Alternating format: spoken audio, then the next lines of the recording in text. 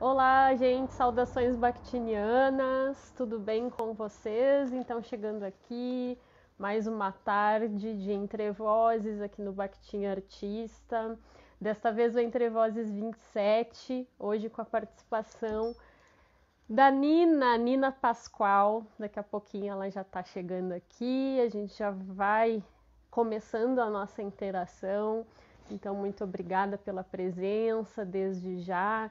Quem for chegando vai dizendo se ouve bem, se vê bem, né? Tem sempre as questões ligadas aqui à parte mais burocrática da internet, né? Que a gente tem que conviver, às vezes dá um probleminha na conexão, então é bem importante que todo mundo esteja vendo e ouvindo bem. É uma grande satisfação estar aqui hoje. Oi, Nina, tudo bem? Já vou te chamar daqui a pouquinho. Quem vai chegando já vai chamando os amigos, as amigas, outras pessoas para estarem aqui com a gente hoje. Então, começando o nosso papo, hoje, como eu disse, é o Entre Vozes 27, mas antes de a gente começar a falar sobre isso, eu gostaria muito de agradecer, deixar registrado aqui o meu agradecimento a quem costuma acompanhar as lives do Entre Vozes. Olá, seja bem-vinda, seja bem-vindo. Quem tem acompanhado, quem tem curtido, quem tem me dado feedbacks. Até ia comentar, Nina, depois eu comentar contigo novamente, né? A questão eu achei interessante, justo quando a nossa live vai falar de 1001 Noites, o canal aqui pelo Insta completou, né, os seus 1000 inscritos, 1001, e já está passando desse número, então foi muito bacana, né? É algo que me chamou bastante atenção justamente nessa semana e estou muito contente. A gente sabe que não é fácil a gente colocar muitas vezes projetos no ar e ainda mais um canal que debate assuntos tão específicos, claro, sobre vida, sobre arte, mas que tem esse fundo também da linguagem, da linguística. Então, realmente, estar aqui com pessoas que se mantêm firmes aqui no canal é sempre uma grande satisfação. Né? A gente sabe que não é todo mundo que consegue, às vezes, acompanhar ao vivo, mas essas pessoas, todas essas vozes, né, essas 1000 vozes mais agora, estão se mantendo aqui, então eu quero muito agradecer por isso novamente. Né? Já coloquei um textinho ali em agradecimento e gostaria de aproveitar esses minutinhos antes de chamar a Nina para agradecer também, especialmente a todos vocês que batem esses papos legais e deliciosos aqui com a gente todo final de semana. Então, para quem não conhece, quem está chegando agora no Entre Vozes, é um projeto. Todo final de semana eu trago um convidado, uma convidada para falar sobre vida, sobre arte, sobre o que nos toca, sobre coisas que a gente, aspectos, né, que nos chamam, que nos incomodam, né? Então pode ser de vida, de arte, ligado à academia ou não. A pessoa que vem aqui estar comigo pode conhecer Bakhtin ou não. E Bakhtin é um filósofo, né? Tem uma linha filosófica ligada à linguagem. Então, como eu trabalho com esse autor desde o meu mestrado, articulando com dança, um dos objetivos é que a gente traga Bakhtin para esse momento mais próximo de interação, para que a gente possa tirar um pouquinho ele dessa zona acadêmica, né? E possa também descobrir relações com o Bakhtin a partir do que vai rolando, a partir desse papo que vai fluindo aqui. Então são pitadinhas bakhtinianas junto do nosso momento aqui, desse nosso encontro. Então hoje é a Nina Pascoal. Ela é historiadora, é pesquisadora, também é bailarina, professora de dança do ventre. Depois ela vai se apresentar melhor, vai falar outras coisas, né, a respeito dela mesma. E também é fundadora do Runa Coletivo Runa, que ela vai falar com outras integrantes que também são minhas colegas, e é um grande prazer poder estar aqui com ela, né? A Nayara já participou, a Jéssica Prestes já participou e agora a Nina. E desta vez, né, eu vou falar um pouquinho o contexto desse convite para a Nina. Eu sempre gosto de trazer um pouco desse contexto, né? Por que esse assunto como é que o assunto ganhou vida aqui entre nós, né? E a Nina, uma vez ela fez uma postagem, né, sobre as Mil e Uma Noites, Sherazade, ela diz assim, somos todas Sherazade, estava circulando nas redes dela, e eu vi, e nós vínhamos, olá Carmen, olá Júlia, tô vendo que o pessoal tá chegando aqui, muito obrigada. Então, eu vi essa postagem dela e eu vinha e venho ainda propiciando muitos diálogos aqui, conversando com muitas pessoas sobre violência, abuso contra a mulher, preconceitos de toda ordem que nós mulheres sofremos, em que medida também nós praticamos no momento que isso é estrutural e que a gente reproduz em maior ou menor grau alguma forma de machismo, né? E também conversando com homens sobre esses traços tóxicos, né, que fazem parte das nossas relações, para que a gente possa entrar num processo de reeducação, que a gente possa minimizar, pelo menos minimizar esses traços tóxicos, né? Então isso diz respeito a homens e mulheres. É bem importante que a gente se una, né? Eu acho que para a gente construir uma outra sociedade, né, com mais respeito, com mais amor, mais liberdade, né? Que a gente se sinta mais livres. E então essa postagem da Nina fez muito sentido para mim quando eu vi e me relembrei da história, que eu sempre tive essa vontade, eu nunca consegui de fato ler a história e sempre me intrigou muito, porque a gente ouve muito falar e a gente que é da dança do ventre também tem todo um imaginário reforçado, né? Com a questão das Mil e Uma Noites. Então a gente, a meu ver, é uma história que muitos ouvem falar, conhecem até pela história, né? Que chega aos nossos ouvidos pela história dela, né? Perpetuada até hoje, as transformações, e aí a Nina vai poder falar melhor sobre isso. E aí eu vi, nossa, isso é fantástico, a gente trazer um pouquinho das Mil e Uma Noites para a gente problematizar algumas questões, refletir um pouquinho sobre essas vozes, né? As vozes de Sherazade, né, essas valorações sociais, se a gente pensa em Bakhtin, né, que valorações sociais a Sherazade nos coloca, né, se a gente pensar tanto na arte quanto na vida, né, então tem muito do nosso mundo ali também. Então a ideia é a gente falar sobre isso tudo, né, fiquem bem à vontade para fazerem perguntas, comentários, deixem comentários, e agora eu vou chamar a Nina, já estou te chamando, Nina, para a gente conversar. Se eu vou contemplando, sempre gosto de contemplar os comentários e, obviamente, as perguntas, e a gente vai deixando fluir aqui. Olá, Nina, tudo Oi, bem? Tudo bem? Obrigada de novo pelo convite. Obrigada, pessoal que está entrando aqui para nos assistir, para conversar com a gente.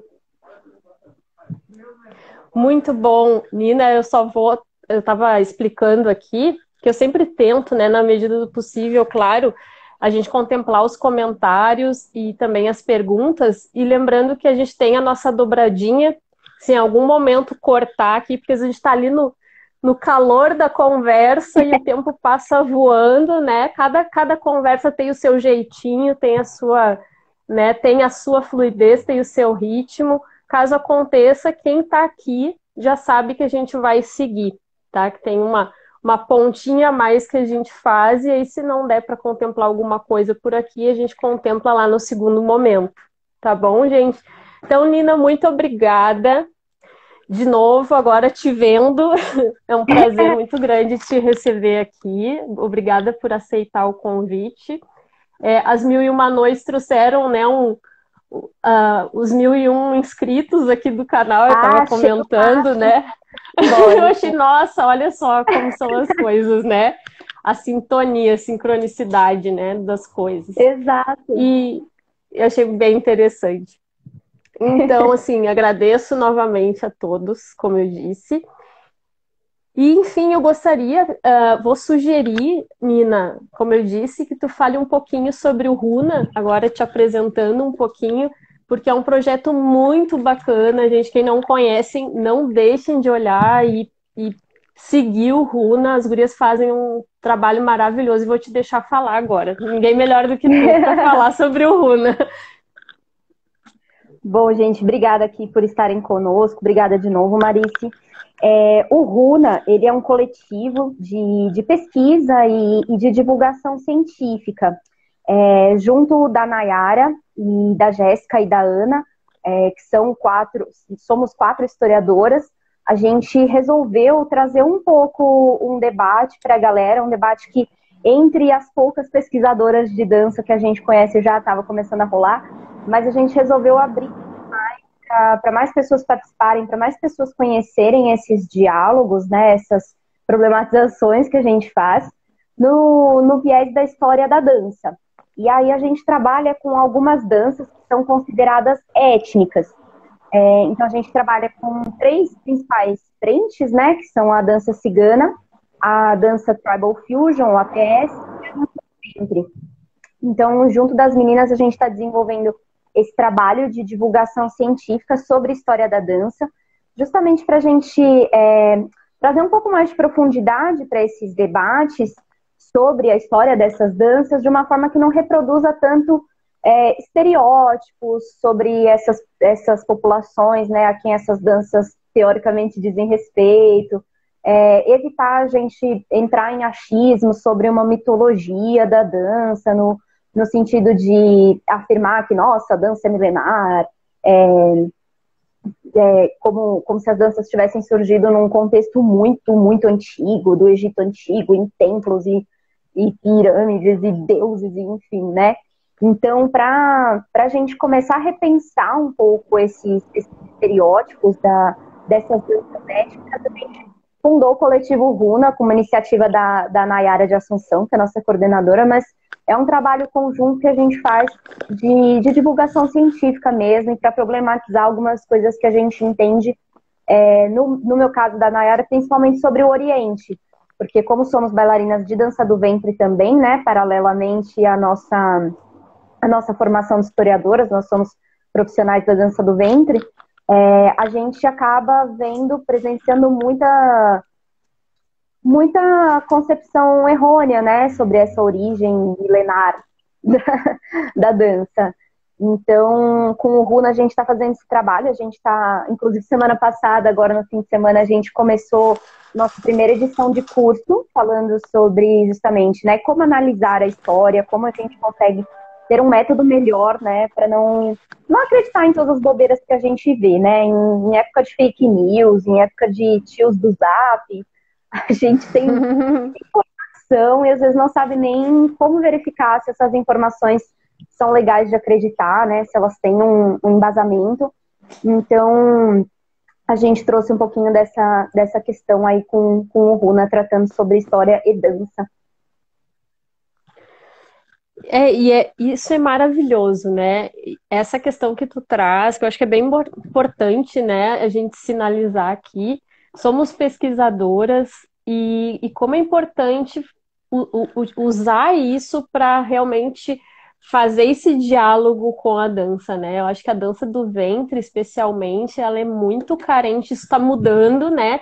O movimento já está se modificando esse processo, a meu ver, né? Depois até tu pode falar o que tu acha, né? Mas assim, eu acho que está tendo uma transformação nesse sentido de se buscar por informações, por embasamento, né? Tá tendo uma procura, uma demanda para isso e realmente fundamental, porque a dança do ventre, ela realmente ela aborda, ela traz, né? Ela traz à tona muitas temáticas, como tu disse, ligadas a estereótipo, a imaginários, né? E aí e o fantástico é poder também ter um projeto que conta com historiadoras, né? Com pessoas que também podem dar esse suporte de uma forma super completa, né? Claro, cada área tem as suas contribuições, né? Por exemplo, eu do campo da linguagem, outras pessoas às vezes trabalham com cinema e dança.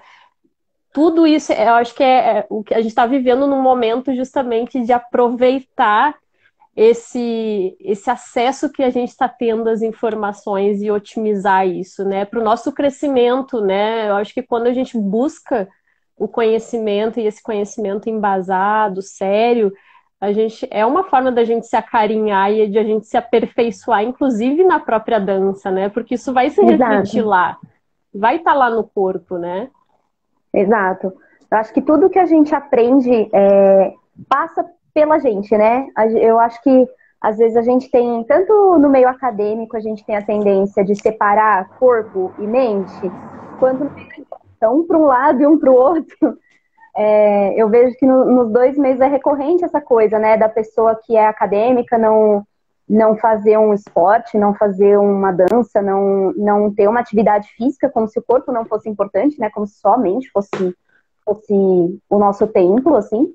E no meio da dança é justamente o contrário, né? A gente dança no sentido de se divertir, no sentido de lazer, no sentido de cuidar da saúde, mas muitas vezes a gente não reflete sobre o que está fazendo, né? A gente só está repetindo ali os passos de um professor, a gente está apenas pensando em modelar o corpo e não reflete sobre os porquês disso. Então, eu sinto que realmente a gente está num momento muito propício, né, para repensar o que passa pelo nosso corpo, né? O nosso corpo é inteiro, a gente não tem essa divisão entre corpo físico, corpo psicológico, nós somos um todo. Então, acho que quando a gente aprende sobre o que a gente tá fazendo fisicamente, isso é muito válido para o físico, e quando a gente põe em prática corporeamente alguma coisa, isso também é válido para o nosso reflexivo, assim, né? Para que a gente pense sobre esse movimento. Então, eu vejo que nos meios da dança e nos meios acadêmicos a gente está começando mesmo a se abrir para esses novos campos de informação, né? Como você disse, para essas linguagens poderem contribuir entre si. Eu acho que isso tem sido muito válido, eu acho que totalmente tem a contribuir tanto para um lado quanto para o outro. E com o Runa foi muito surpreendente assim, a recepção que a gente teve do público da dança, né? Porque a gente principalmente tá tentando encontrar as pessoas da dança, né? E não tanto da academia formal, assim, né? E foi um retorno surpreendentemente bom, porque muita gente veio nos procurar dizendo, nossa, eu sempre pensei nisso, mas eu não sabia por onde procurar informação. Ou então, caramba, eu pensava nisso, mas eu não tinha com quem conversar sobre. Ah, eu ouvi dizer em algum momento, mas eu carecia de fonte. Enfim, as pessoas têm aceitado as nossas proposições super bem, mas eu acho que isso não é só um mérito nosso, né? Mas é um mérito do meio da dança no geral que está se abrindo para essa conversa. Não consegue. Ai, desculpa, gente do céu. Tô tomando chimarrão e me engasguei com a erva. Desculpa. Gente, fui falar e não saiu a voz. Que horror! O negócio de fazer ao vivo é isso, né? Não, isso é muito bacana que tu tá falando, porque, assim, é a diversidade de vocês, né? Eu acho que o fato de serem 4 mulheres, 4 pesquisadoras, e também cada uma ter uma história ligada a uma dança específica, né? Então, a cigana, a dança do ventre, o tribal. Claro que eu sei que a Jéssica, a Nayara circularam por várias danças, até o flamenco, né? E isso justamente que eu acho que se converte numa riqueza muito grande, né? Eu venho falando aqui, sempre quando eu falo das vozes, né? Essa heterogeneidade, a gente aceitar essa multiplicidade que a gente encarna também, né? Não ter aquela coisa também, ai não, se eu dança do ventre é só isso, do início ao fim, com uma única professora. A gente aceitar essa multiplicidade e saber que a gente pode aprender muito uns com os outros, com esses olhares diferentes, né? Porque muitas vezes isso é encarado como uma fragilidade, né? A gente pensa, se eu não fiz uma coisa, depois eu não dancei balé desde os 3 anos até o fim da minha vida, né? Então, assim, a gente se coloca umas crenças, assim, né? E que vão minando muitas vezes, eu acho, a nossa confiança, as nossas possibilidades, né? Em termos do que a gente pode ampliar dentro do que a gente já conhece, do que a gente já tem, né? Então, isso eu acho é um dos aspectos que eu acho que é muito bacana o projeto de vocês.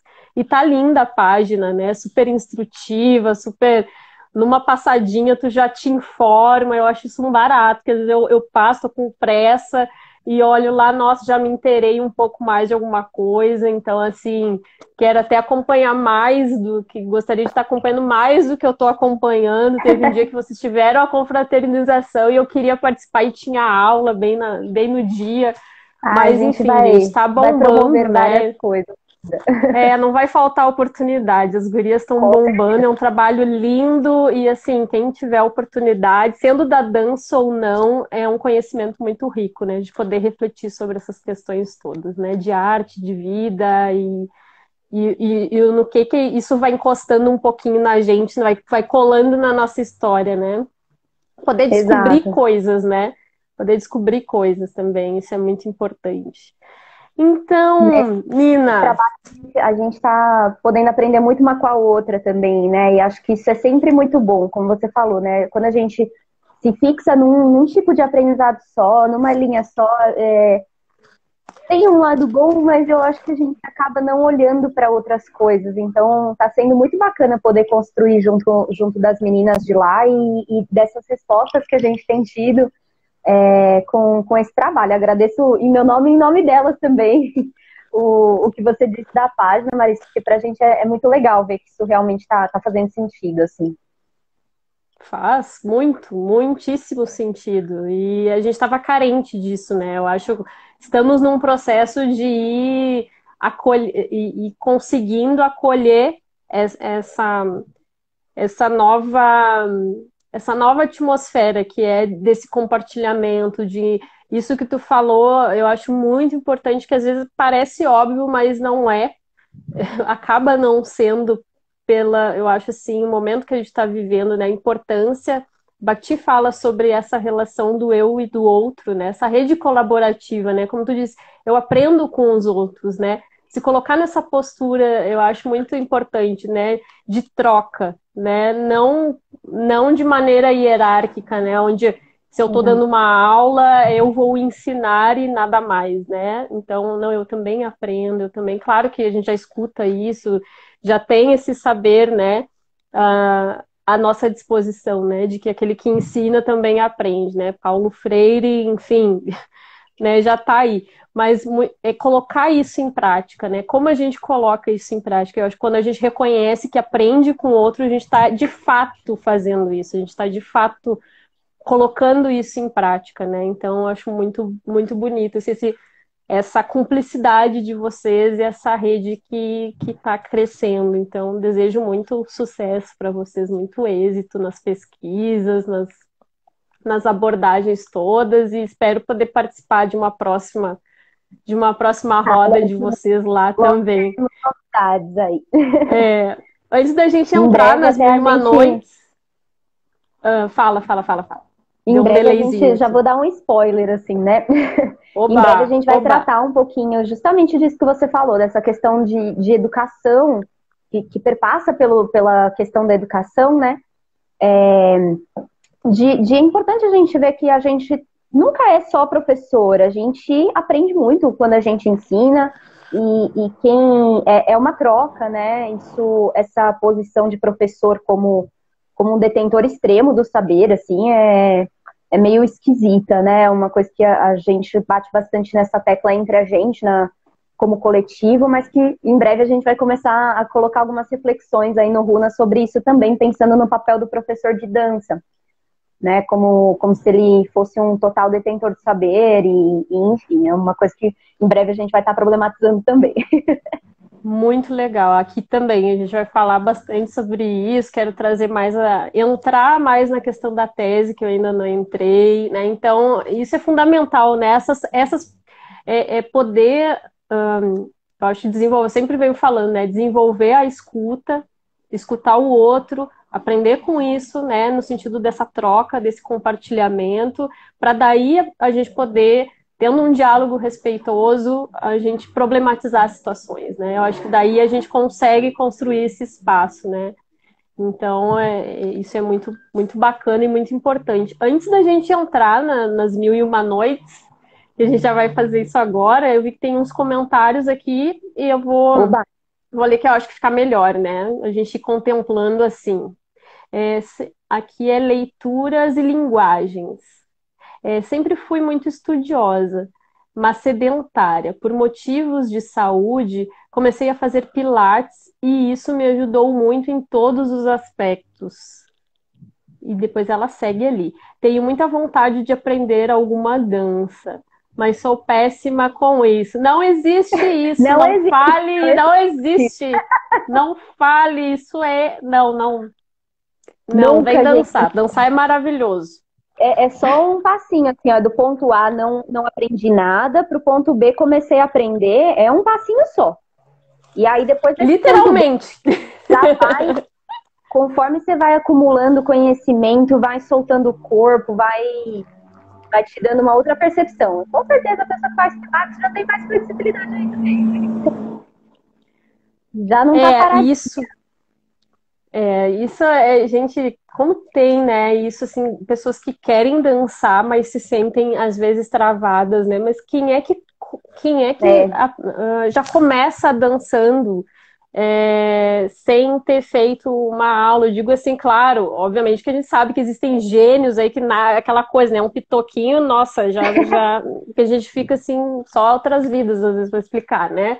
Mas assim, é um processo, né? Todos nós, mesmo independente de qualquer, é, eu acho, grau de talento que se possa ter, todos precisamos passar por esse aprendizado, né? Que é esse processo, né? Então, eu acho que é dar abertura, né? A Exato. flexibilidade já começa aí, né?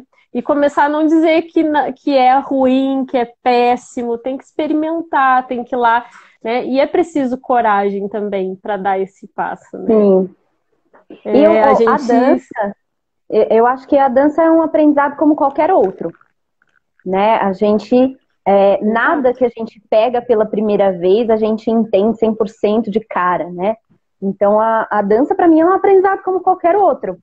Você vai aos pouquinhos, gradualmente entendendo mais, gradualmente se fazendo mais perguntas sobre, gradualmente teu corpo vai assimilando aquela informação, assim como qualquer outro conhecimento, né? Nenhum bebezinho sai andando direto da barriga da mãe, ele precisa criar consciência corporal, ele vai se equilibrando, e daí ele vai para depois sair andando, correndo e causando. E na dança é a mesma coisa, a gente vai passinho por passinho, tornando essa linguagem familiar pra gente. Exato. E tudo começa com um sim, né? Que a gente tem que se dar. Eu acho que essa voz aqui da Leituras e Linguagens está muito presente, né? A gente, como sociedade, se a gente for refletir, né? Como a gente se impõe, às vezes, em engessamentos, né? A gente acaba se engessando. Uma das coisas que me chamam muita atenção é olhar para os bebês, assim como os animais também, o movimento dos animais, né? Mas os bebês, assim, né? Uma coisa que eu me lembro nas aulas do professor Hilário Bon, na época do doutorado, aulas maravilhosas para falar sobre cultura, identidade, cultura, e eu me lembro que eu queria muito escrever na época um artigo justamente sobre isso, o movimento dos bebês, porque olha a flexibilidade deles, gente, eu É muito fico lindo. assim, eu me derreto Eu também. olhando a postura, e aí a gente vê assim que o nosso corpo vai se engessando, né? Ele vai se petrificando, né? E é por isso, porque a gente deixa de ter essa intimidade com o nosso corpo, essa relação com o corpo vai Exato. se engessando por tudo, pelas tensões, pelo trabalho, pelo estresse, né? Então, e ainda mais agora, nesse momento da pandemia, que a gente está sendo obrigado a se recolher fisicamente, né? A gente não pode estar nos Sim, espaços, dando uma volta livremente, passar um dia fora. Acho que o alerta é maior ainda, né? Para a gente não deixar que isso aconteça, a gente se oxigenar por dentro, né? E eu reparo, assim, em mim, por exemplo, tem muita diferença quando eu consigo, numa semana, num dia que seja, numa hora, estabelecer algum tipo de contato mais próximo com o meu corpo, porque às vezes é deitar no chão, às vezes é sentir a minha coluna no chão, sabe? É uma coisa que. E aí eu fico, gente, é tão simples isso, né? A gente pode fazer a qualquer momento e a gente não faz. Daqui a pouco a gente tá lá, exato. faz uma massagem na cabeça Ai, como é bom isso, né? E a gente não faz. Por que que a gente não faz? É 5 segundinhos que vão fazer, às vezes, uma baita diferença, né? Então, Exato. eu acho que é isso. E Aqui, ela... a gente, eu gosto de analisar essa questão dos bebês, assim, né? Eu estava trabalhando há pouco tempo em escola de educação infantil e eu via muito isso na prática, assim, como eles vão descobrindo eles mesmos, aos poucos, tipo, eles já existem, mas eles ainda não têm a completa noção de para que serve esse pedaço do corpo, né? E a gente acha que a gente adulto tem. E aí, quando a gente se propõe a fazer uma nova atividade, eu não digo só uma atividade física, mas uma nova atividade qualquer, quando você troca de emprego, quando você muda de casa, quando você, sei lá, passa a usar um aparelho de dentes, você cria outras relações com o seu corpo, aos poucos, você também passa a descobrir pedaços ali do seu corpo que você achava que você sabia que estavam lá, mas não, você não sabia, não. E eu acho muito interessante, tem até uma pesquisadora da dança do ventre, não sei se você conhece a Liana Matos, Sim, sim, ela sim. trabalha muito com isso, e ela é uma puta pesquisadora, uma puta bailarina bacana também, e eu acabo aprendendo bastante coisa com o que ela coloca sobre esse ponto, né, da gente se permitir sentir o nosso corpo, da gente cortar a barreira e permitir que a gente se expresse, com que o corpo assuma um lugar diferente. Muito, muito importante. Eu que sou apaixonada pelas abordagens somáticas, né, nesse caminho da graduação em dança, né, que eu estou fazendo. Eu já tinha tido algumas experiências, mas eu saquei que a minha praia é essa abordagem mais somática, é esse sentir, né? Então, nossa, a gente poder se acessar, né, se autoconhecer, isso é, assim, em primeiro lugar, é uma delícia, né? Só que no início É, gera um desconforto, né? A gente não está acostumado a isso. E a gente não está acostumado também a pensar que isso é dança, né? Muitas vezes é uma discussão que às vezes rola e que eu já falei até, inclusive, aqui sobre isso, né? A ideia de uma abordagem mais somática como recurso para se dançar. E para mim, não. Para mim, isso já é a dança acontecendo, né? Quando a gente está lá no chão, quando a gente está respirando, né? Prestando atenção nessa respiração, isso já é dança, né? Claro que depois a gente vai trazer esses elementos para uma codificação, para uma coreografia, para uma, né? Mas está tudo ali, já é, né? Já é dança. Mas isso, claro, é o meu olhar e de algumas outras pessoas que pensam assim como eu, né? Não são verdades absolutas. Né? Isso é bem importante. Eu sempre gosto de frisar aqui. Quando a gente conversa, a gente está trazendo as nossas visões, né? Obviamente, não é todo mundo que vai pensar assim. Eu, por exemplo, gosto de pensar dança como linguagem. Não é todo mundo que vai ter essa visão, a dança como linguagem, a dança comunicando algo, embora ela sempre expresse algo para mim, né? A gente pode não ter essa eu também intencionalidade tinha. explícita, né? O objetivo de como, não, eu tô dançando e isso que eu tô dançando é o amor. Não, às vezes a pessoa não tem, ela não tá pensando naquilo, ela tá expressando, né? Então, ela tá comunicando algo, de qualquer forma. Mas aí é o meu olhar. Tem pessoas que não necessariamente vão ver dessa forma, né? E isso é a grande riqueza, é essa troca de olhares, né? Então, Nina, vamos entrar nas Mil e Uma Noites agora? Vamos! A gente já aqueceu, já fizemos nosso aquecimento, a nossa dança aqui. A qualquer momento fiquem à vontade, né, para também colocarem as suas visões. Eu acho muito bom quando o pessoal interage, também conversa, porque aí também não se resume só no que a gente vai trazendo aqui, isso enriquece muito. Eu vi que tem mais um trechinho aqui que a Leituras e Linguagens falou. Improvisei umas danças caribenhas em casa na pandemia, ótimo! Ah É lá, isso aí, se arrasou. experimentar, show! A dança é uma linguagem incrível, sim, também acho. Maravilhosa. Somos suspeitas, né, para falar. É, Somos bem suspeitas para falar.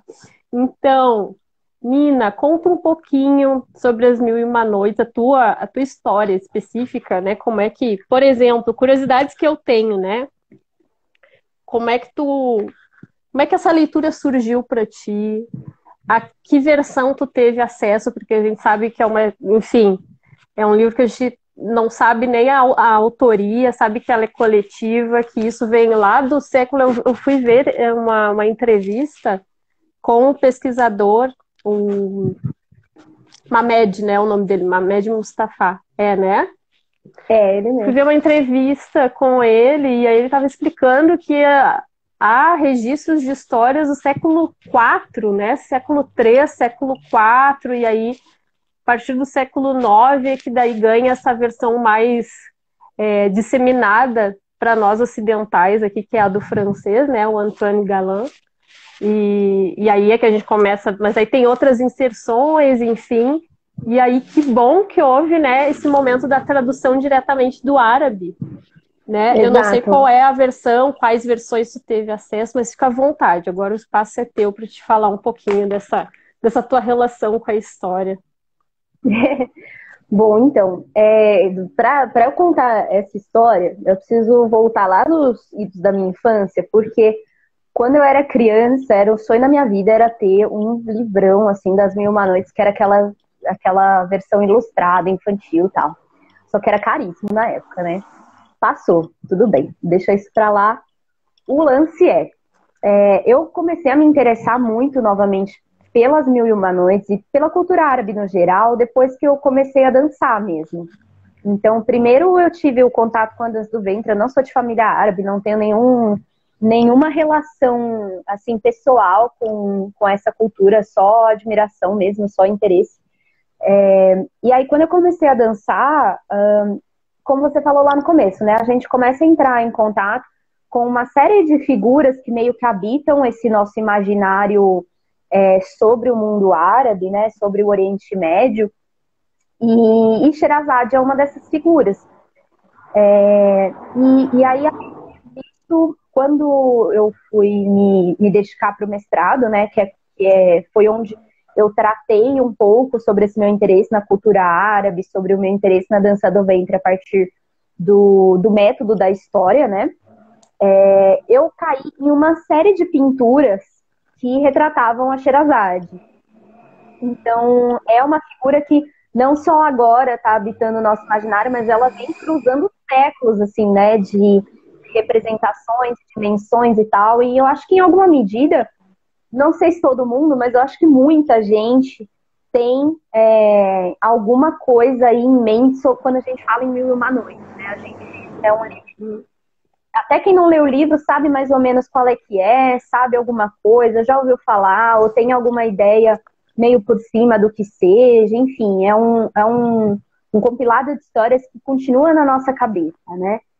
E aí eu tive um particular interesse de estudar um pouco mais a fundo o livro das Mil e Uma Noites, quando no ano passado saiu um remake do Aladdin.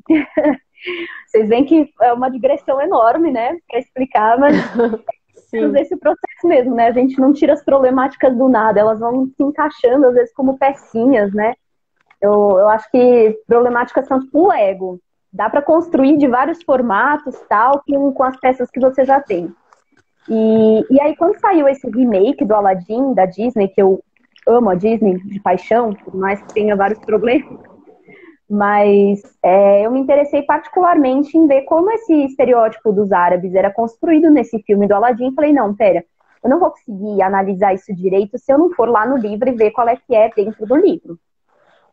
E foi aí que eu peguei as Mil e Uma Noites de uma forma um pouco mais atenta para ler e procurei também estudos sobre os livros da Mil e Uma Noites, as traduções, enfim, para me inteirar mais, porque eu estava muito interessada, estou interessada, em entender como que essa história em especial do Aladdin passou deste livro, ou dessas traduções, né, de suas versões, lá para Disney do jeito que a gente conhece. E foi aí que eu entrei em contato realmente com o livro, tanto que eu tô até com ele aqui, um deles, né? Eu tenho duas versões das Mil e Uma Noites. Tenho essa do Mamed, que é traduzida direto do árabe, e que eu acho que é justamente essa versão que eu mostrei, né?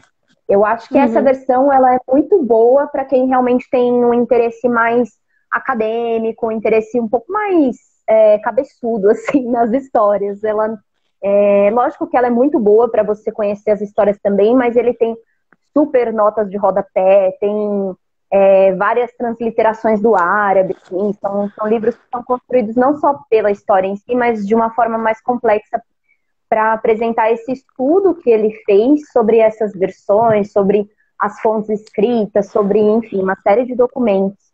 E aí eu tenho também a versão traduzida do francês, né, do Antoine Galland, que foi a tradução principal que fez As Mil e Uma Noites virem à tona para o Ocidente e virarem esse grande ícone assim, que tem no nosso imaginário. Eu tenho essa versão também, mas eu confesso que eu não li inteira essa versão do Galland.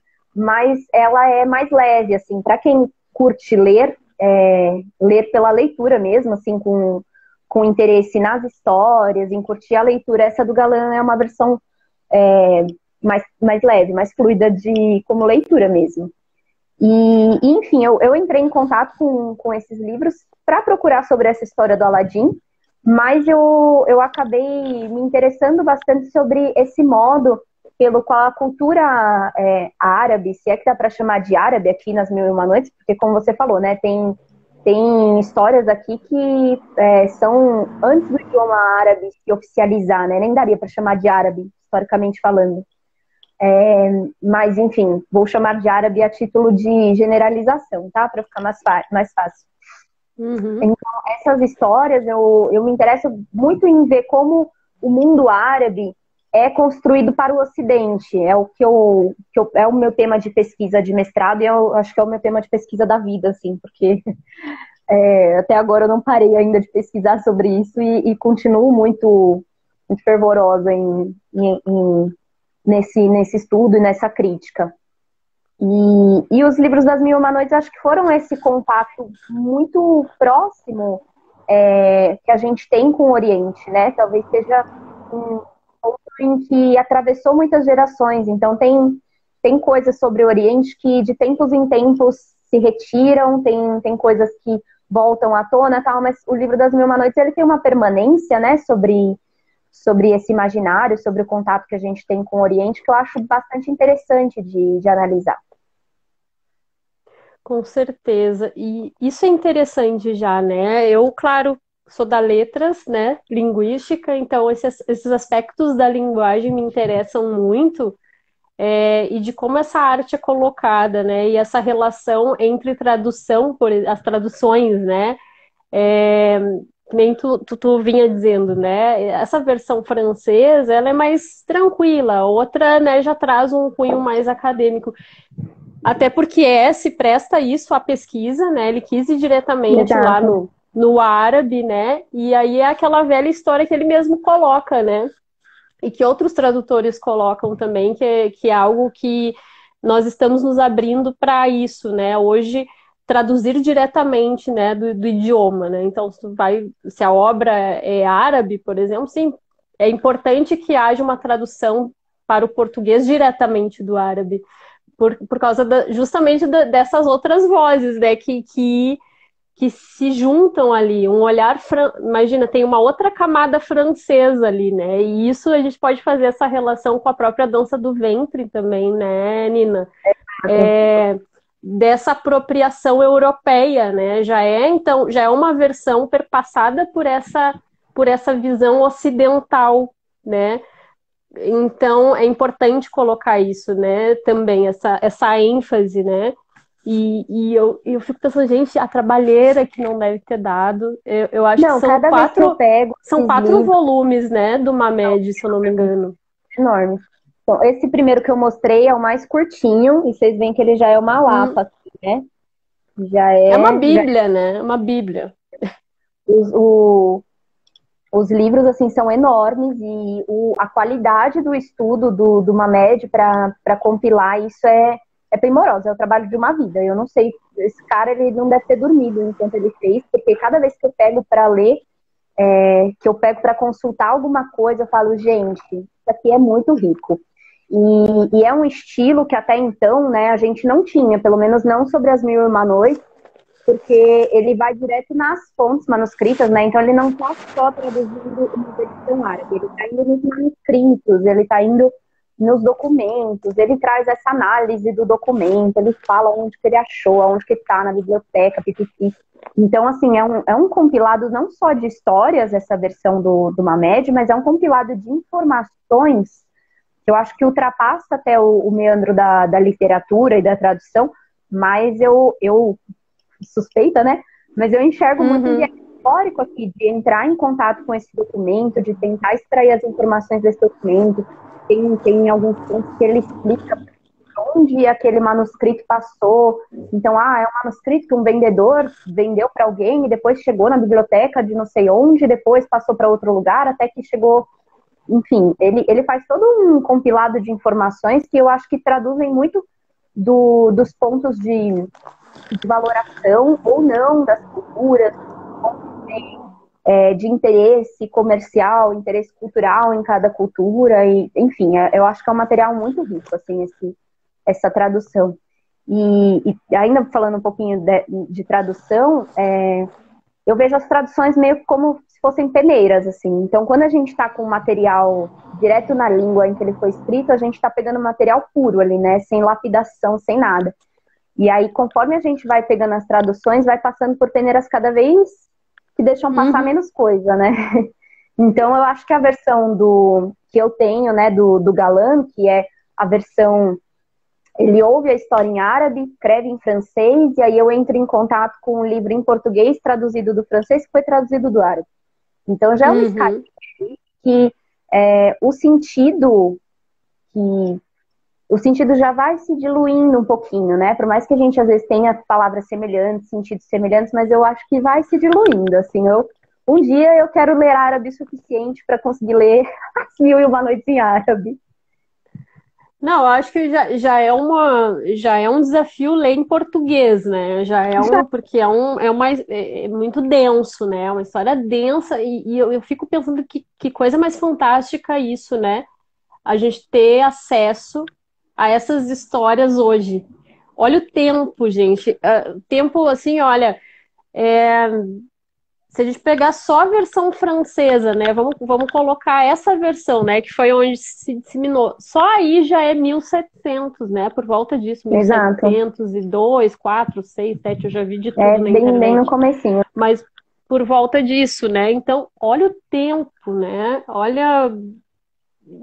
Isso é fantástico, né? Teve horas que eu parei assim para só ficar pensando nisso, né? É muito louco, né? Isso ter, e aí ele falando, eu me lembro numa das entrevistas ele falava, né? Que as pessoas, eu me lembro uma entrevistadora perguntou para ele assim, tá, e onde tu foi colher esses materiais, esses pergaminhos, esses manuscritos? E ele falava assim, da sala da minha casa, né? De dentro da minha casa, porque ele disse assim, não tinha necessidade muitas vezes de sair, até porque ele não ia, como eu compreendi, né? Ele não ia, obviamente, fazer um estudo do material, né? Era o trabalho dele era com a linguagem, então os locais disponibilizavam, né? Ou por CD, ou por via digital, ou via impressa, mandavam, né? E é o que ele precisava, né? Então, isso também é fantástico, né? E como esses documentos, esses pergaminhos chegam até hoje, estão aí, né? Isso é fantástico. E pensar como isso vem até nós e belezas da linguagem que se perpetua, né? E vai gerando outros saberes, né? E isso é lindo, é pura poesia, né? Eu acho pura poesia essas relações. Não, eu acho fantástico, assim, né? Como, por mais que eu tenha um interesse meio pessoal, assim, tem toda essa questão da dança indiretamente envolvida, mas eu não consigo me afastar do olhar de historiadora, né? E eu acho, assim, um vestígio material, de uma preciosidade histórica, assim, maravilhoso, porque a gente consegue entender, a partir desses contos das Mil e Uma Noites, um Oriente pré-islâmico, que poucas vezes, a gente já tem, acho que aqui no Brasil, pouquíssimo contato com essa história do Oriente, né? Quanto mais desse Oriente tão antigo e que não trata de múmia, sabe? Porque também tem esse ponto, né, sobre o Oriente, que a gente sabe o que é múmia e sabe o que é 11 de setembro, né, e não tem mais nada no meio. E eu acho que esses livros, eles já contam um bocado de história sobre esse Oriente, sobre a própria invasão do Oriente, se a gente for pensar no caminho que esses manuscritos percorreram, no caminho dessas traduções, no caminho que não pegou contato com essas histórias. Então, eu acho que é um vestígio, assim, muito importante mesmo, historicamente. Com certeza. E suscita muitos questionamentos, assim, muitas reflexões, muitas sensações nossas. À medida que a gente vai lendo a respeito, né, vai surgindo mais e mais coisas, né? E uma coisa que eu ia te perguntar, tu conseguiu dar conta de todos os volumes da pesquisa dele? Ah, eu tô em processo, assim, né? Tá em Às processo. vezes, É um processo de uma vida. coisa que eu tenho feito é ler um pedaço de livro de cada vez, assim, porque as histórias, elas são interligadas, mas elas também independem uma da outra, apesar de estarem interligadas. E é uma coisa que até recentemente, depois que a gente conversou, né, sobre a live, eu comecei a pensar sobre como a gente assiste alguns seriados hoje, por exemplo, em que tem uma história central, mas cada episódio se resolve. Eu falei, gente, isso é muito mil e uma. Porque tem isso, né? Tem uma dependência, uma história uma da outra, mas ao mesmo tempo ela precisa se resolver naquela noite, porque o rei precisa estar interessado para ouvir a história na noite seguinte. Então ela precisa se conectar, ela não pode só acabar, mas ela também precisa acabar o suficiente, porque senão vira uma enrolação e o rei iria cortar a cabeça lá da Sherazade na hora, né? Então eu acho muito interessante, assim, como esse processo narrativo, esse estilo narrativo, hoje ele é tão presente pra gente, né? E ele já existe aqui. Com certeza. Gente, quero só agradecer quem está chegando, vi que tem gente chegando, inclusive Márcia Dib, muito obrigada pela presença, Ai, que linda! honra, olha só, que Da linda. Márcia pra É. Então, isso é muito interessante, esse processo todo, por exemplo, quando tu diz, né, que as histórias elas se interligam, mas não necessariamente precisa fazer uma leitura linear, né, da história. Então, isso também é interessante e pensar na influência que essa história também, como ela impactou a nossa literatura também, né? Como ela influenciou, porque, bom, uma história que sobrevive a tantos séculos, né? Claro, se reconstruindo, né? Se mantendo através de várias vozes, de várias versões, né? Mas justamente por isso, né? O quanto ela não é potente no sentido da própria influência. E aí uma das coisas que eu quero depois, quando a gente entrar mais na questão da Sherazade, dessas problematizações, quem é Sherazade, um pouco eu fico pensando nisso, no tanto de influência que tem justamente nesse processo da nossa literatura ocidental, quando a gente pensa nos finais felizes. E aí, claro, a gente também vai questionar o final feliz, aí é uma das coisas que eu acho que a gente pode falar, né? O que seria esse final feliz na Sherazade? É feliz, não é feliz? Nas Mil e Uma Noites, né? Então, como a gente tem, já em seguidinha vai terminar, eu vou dar uma de Sherazade agora, a gente vai continuar na nossa dobradinha. Eu sou Sherazade agora, tá? Tô anunciando. Somos Sherazade, né? Como tu mesma disse. Aqui a gente já teve um aquecimento, né? Para quem está chegando agora, a gente tem um segundo momento, para que a gente não seja cortada, assim, né? Não tenhamos um final trágico, né? Como muitas mulheres aí das Mil e Uma Noites, né? Para que a gente possa ter um final mais digno, aí a gente vai para um segundo momento. E aqui, neste primeiro momento, o que rolou foi assim, conhecer mais da Nina. Ela falou sobre o projeto, o coletivo Runa. Falamos algumas coisas sobre dança, algumas reflexões sobre ensino, né? Tocamos numa parte assim mais reflexiva nesse sentido. Falando, ela já foi dando aqui nesse momento alguns aspectos das Mil e Uma Noites, como é que chegou até ela, por que esse interesse. E agora, nesse segundo momento, eu proponho que a gente converse mais sobre as problematizações, eu estou chamando assim, mas é a gente trocar ideias para pensar um pouquinho nessa Sherazade, né? Quem é essa personagem? A gente fazer um exercício de reflexão, se a gente pensasse em Sherazade hoje, aqui na vida, como é que a gente veria essa relação, né? O que que ela nos diz sobre nós mesmas, sobre esse mundo que a gente está vivendo, sobre esse Ocidente e Oriente, como eu falei, que é uma coisa que eu penso muito essas interlocuções, esses diálogos entre Ocidente e Oriente. Tu também, né, as gurias do Runa também, fatalmente, quem dança do ventre, quem é ligado a isso, se interessa, obviamente, por esses assuntos, mas também quero fazer o convite para a gente trazer um pouco essa reflexão do que a gente está vivendo hoje em termos desse machismo estrutural, né, desses traços tóxicos, como eu falei no início, para a gente refletir um pouquinho. Que visão de homem, que visão de mulher circulavam nessa história, né? Aí a Nina vai poder falar como leitora, né? Da visão dela, como é que ela enxerga isso. Outras pessoas que tenham lido também vão poder falar. Eu também vou dar as minhas impressões a partir do que eu já tive como contato, que é restrito. Eu não, como eu disse, eu não consegui ainda ler a obra, quero muito ler a obra, e foi assim, uma grande oportunidade ver a postagem da Nina falando sobre a Sherazade. É agora o momento que a gente vai falar sobre isso, e a gente vai falar sobre essas questões a partir das Mil e Uma Noites. Então, quero agradecer muito quem já estava aqui com a gente desde o início, né, às 5 horas. 5 não, 6 horas. 5 horas foi domingo. Domingo que é 5 horas.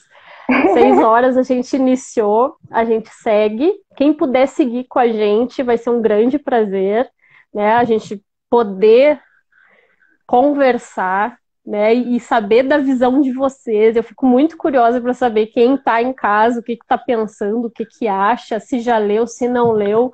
Então, assim, voltem com a gente, aproveitem, vai ser só o tempo de eu disponibilizar aqui a live, eu já volto em seguidinha, aproveita os minutinhos, vai no banheiro, toma uma água, respira um pouquinho, chama os amigos, as amigas que possam interessar para estar aqui com a gente, que a gente tem mais um momento e muita coisa para falar ainda. Agora que a gente vai entrar mais na Sherazade, em outros aspectos, claro, né, que a Nina tenha para trazer. Eu sei que ela disse que queria me falar sobre 2 contos lá das Mil e Uma Noites, então, ó, Sherazade aqui, as 2 Sherazade aqui estão dizendo, nós vamos seguir, tá? Não termina aqui.